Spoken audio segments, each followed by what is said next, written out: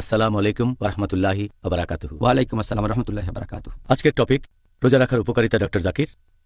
এর আগের পর্বটাতে আমরা আলোচনা করেছিলাম রোজা রাখার উদ্দেশ্য নিয়ে, আর সেই উদ্দেশ্যগুলোর মধ্যে আমরা ধর্মীয় আর আধ্যাত্মিক উপকারের কথা বলেছিলাম। রোজা রাখার আর কোনো উপকারিতা কি আছে যেগুলো আপনি আমাদের দর্শকদের বলতে পারবেন? আলহামদুলিল্লাহ ওয়াসসালাতু ওয়াসসালাম আলা রাসূলিল্লাহ ওয়া আলা আলিহি ওয়া সাহবিহি আজমাইন, আম্মা বাদ। আউযু বিল্লাহি মিনাশ শাইতানির রাজীম। বিসমিল্লাহির রহমানির রহিম। রব্বি ইশরাহ লি সাদরি ওয়া ইয়াসসির লি আমরি ওয়াহলুল উকদাতাম মিন লিসানি ইয়াফকাহু কাওলি। যদি উপকারের কথা বলতে হয়, ধর্মীয় আর আধ্যাত্মিক উপকারের পাশাপাশি রোজা রাখলে আরও অনেক উপকার পাবেন। আমরা আগের পর্বে রোজার ধর্মীয় আর আধ্যাত্মিক উপকারিতা আলোচনা করেছি। এবারে অন্যান্য উপকারিতাকে আমরা 3টা ক্যাটাগরিতে ভাগ করতে পারি। শারীরিক উপকারিতা, এরপর রোজা রাখলে মানসিক উপকারিতা পাবেন, রোজা রাখলে এছাড়াও পাবেন সামাজিক উপকারিতা। আচ্ছা, আসুন আগে প্রথম ক্যাটাগরিটা নিয়ে আলোচনা করি, শারীরিক উপকারিতা। রোজা রাখলে আমি কি কি শারীরিক উপকার পেতে পারি? যেহেতু রোজা রাখলে আপনি পানাহার এবং সহবাস থেকে সংযত থাকবেন সূর্যোদয় থেকে সূর্যাস্ত পর্যন্ত।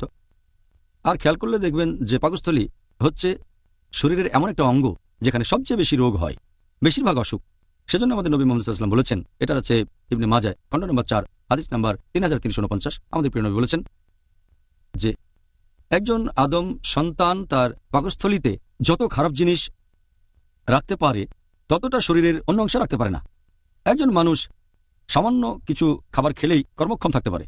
এই পাকস্থলীতে কি কি থাকতে পারে সেটাকে 3 ভাগে ভাগ করা যায়। 1/3 খাবারের জন্য, 1/3 হচ্ছে পানির জন্য, বাকি 1/3 নিঃশ্বাসের জন্য। এখানে বাতাস থাকবে। আমাদের শরীরের বেশিরভাগ রোগের উৎপত্তি হয়ে থাকে পাকস্থলীতে, কারণ এখানে অনেক ব্যাকটেরিয়া থাকে। আর আমরা যে খাবার খাই সেটা পাকস্থলীতে যায়, সেখান থেকে খাবার হজম হওয়ার পরে বিভিন্ন অন্ত্রে চলে যায়, খাদ্যের উপাদানগুলো রক্তে চলে যায়, তারপর সেখান থেকে পুরো শরীরে ছড়িয়ে পড়ে। আর আমাদের পাকস্থলী জন্ম থেকে মৃত্যু পর্যন্ত কাজ করে যায়, এটা কখনো কোনো বিশ্রাম পায় না। কিন্তু রোজা রাখলে এই পাকস্থলী আসলে খুবই সংবেদনশীল, তার পাশাপাশি এই অঙ্গটা খুবই জটিল। সংবেদনশীল পাশাপাশি খুবই গুরুত্বপূর্ণ, এটা সারাদিন ধরে কাজ করতে থাকে।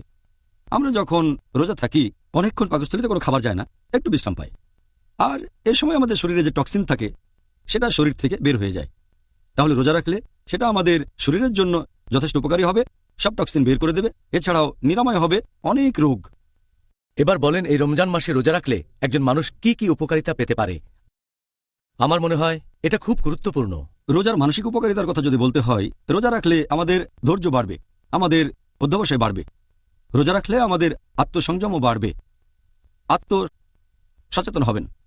রোজা রাখলে মানসিকভাবে আরও নমনীয় হবেন। এ সময় আত্মপ্রশিক্ষণ ও নিয়ম শৃঙ্খলা উন্নত হয়। রোজা রাখার সবচেয়ে বড় মানসিক উপকারিতা হচ্ছে আমাদের ধৈর্য আর অধ্যবসায় বাড়বে। আর সাধারণত যে কথা বলে যে আমি এটা পারবো না, রোজা রাখলে সে বলবে আমি পারবো। রোজা রাখলে আমাদের শরীর, মন এবং আত্মা উন্নত হয়ে উঠবে।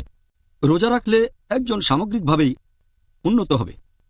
আর রোজা হলো এক ধরনের ট্রেনিং, এতে আপনার ব্যবহারও বদলে যেতে পারে। ব্যবহার বদলানো খুবই কঠিন। একটা মানুষ যে ধরনের ব্যবহারে অভ্যস্ত সেটা পাল্টানো খুবই কঠিন। এজন্য বলা হয় যে সবচেয়ে সেরা জিহাদ হচ্ছে জিহাদ ফিন নাফস, তার মানে নিজের আত্মার বিরুদ্ধে সংগ্রাম করা। তাহলে ব্যবহার বদলানো এটা সবচেয়ে কঠিন কাজগুলোর একটা, রোজা রাখলে সম্ভব। আর প্রয়োজন হলে জিহাদ করা, মানে যুদ্ধক্ষেত্রে গিয়ে লড়াই করা খুবই গুরুত্বপূর্ণ। কিন্তু যদি আপনি আপনার নিজের আত্মার সাথে জিহাদ করতে না পারেন তাহলে শত্রুর সাথে জিহাদ করবেন কিভাবে? এজন্য রোজা রাখলে আপনি আত্মসংযমী হবেন। আর সেজন্যই জিহাদের আগে এই রোজাকে ফরজ করা হয়েছে। রোজাকে ফরজ করা হয়েছে নবুয়তের 15 বছর পরে, দ্বিতীয় হিজরিতে।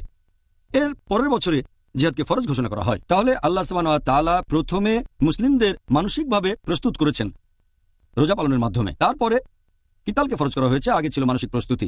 আর সাধারণত একজন মানুষ দিনে 3 বার খাওয়া দাওয়া করে থাকে, সপ্তাহে 21 বার খাওয়া দাওয়া। এই অভ্যেসটা বদলে যায় রোজার সময়, এই অভ্যেসটা বদলে দিনে 2 বার হয়। একটা হচ্ছে সন্ধ্যা শেষ হলে বা রাতের প্রথমে, আর অন্যটা ভোর হওয়ার আগে। পুরো নিয়মটাই বদলে যায়। আর এটাই আমাদের এই মানসিক প্রশিক্ষণে অনেকভাবে উপকার করে। এখনকার মনোবিজ্ঞানীরা বলেন যদি ক্ষুধা নিয়ন্ত্রণ করতে পারেন প্রায় সবগুলো আকাঙ্ক্ষাকে নিয়ন্ত্রণ করতে পারবেন। আসলে মানসিক উপকারিতার ব্যাপারে আমার নিজেরও একটা অভিজ্ঞতা আছে, সেটা বলছি। আমি জীবনে প্রথমবার রমজানের অর্ধেক রোজা রেখেছিলাম। এটাই আমার মনটাকে পুরোপুরি বদলে দিয়েছে। রোজার কারণেই পরবর্তীতে শাহাদা দিয়েছি, তাই বলবো আলহামদুলিল্লাহ। আর সেক্ষেত্রে বলেছিলাম যে মানসিক ব্যাপারগুলো খুব গুরুত্বপূর্ণ।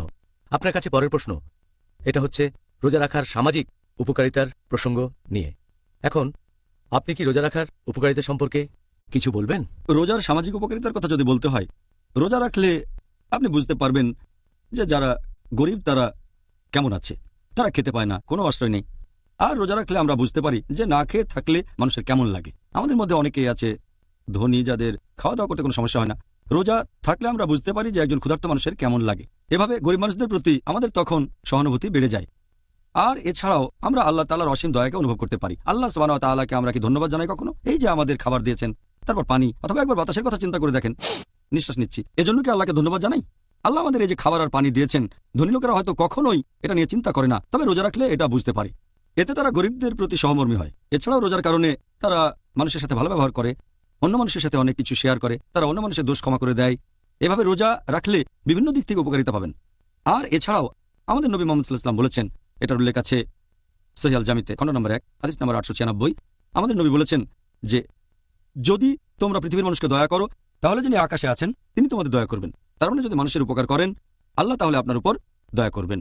তাহলে রোজা আমাদের একটা সুন্দর সমাজ গড়তে সাহায্য করে, পরোপকারী হতে সাহায্য করে, অন্যকে ভালোবাসতে সাহায্য করে, সচেতন হতে সাহায্য করে।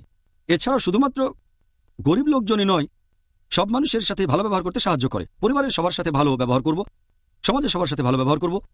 আর অনেক সময় আমরা এটা দেখি যে আমরা পরিবারকে বেশি সময় দেই না, বিশেষ করে পশ্চিমা বিশ্বে।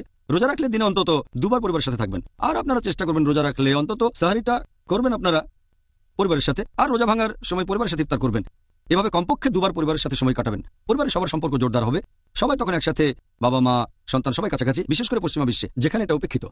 আমাদের এই সমাজের কথা যদি বলেন, এখানেও অনেক উপকারিতা আছে, অনেক সামাজিক উপকারিতা। আমরা অনেক সময় প্রতিবেশীর সাথে ইফতার করি, বন্ধু বান্ধবদের দাওয়াত দেই, প্রতিবেশীদের দাওয়াত দেই। আমাদের নবী মুহাম্মদ সাল্লাল্লাহু আলাইহি ওয়াসাল্লাম বলেছেন, এটা উল্লেখ করা হয়েছে সহিহ মুসলিমে খণ্ড নম্বর 3 হাদিস নাম্বার 5379। নবী বলেছেন, তোমাকে কেউ নিমন্ত্রণ দিলে প্রত্যাখ্যান করো না। মানুষ রমজানে একে অন্যকে ইফতারের সময় নিমন্ত্রণ করে, এতে সমাজের বিভিন্ন স্তরের মানুষ একে অন্যের কাছাকাছি আসতে পারে, প্রতিবেশী, বন্ধু বান্ধব, সমাজের আরও অনেকে। আর রোজা হলো আত্মোন্নয়নের সবচেয়ে সেরা সময়, পাশাপাশি ইসলাহ এবং দাওয়ার শ্রেষ্ঠ সময়।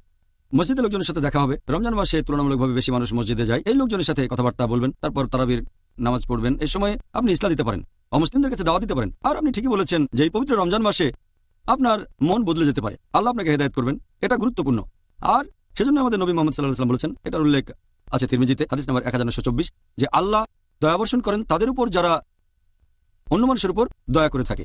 নবী আরও বলেছেন, এই হাদিসটাতে আছে, যদি তুমি ক্ষমাশীল হও, পরম ক্ষমাশীল তোমাকে ক্ষমা করবেন। নবী আরও বলেছেন, যারা পৃথিবীতে আছে তাদের প্রতি দয়া দেখালে যিনি আকাশে আছেন তিনি তোমাকে দয়া করবেন। তাহলে রোজা সমাজ গঠনে সহযোগিতা করে, মানুষজন একে অন্যের কাছাকাছি আসে। জাযাকাল্লাহ খায়ের।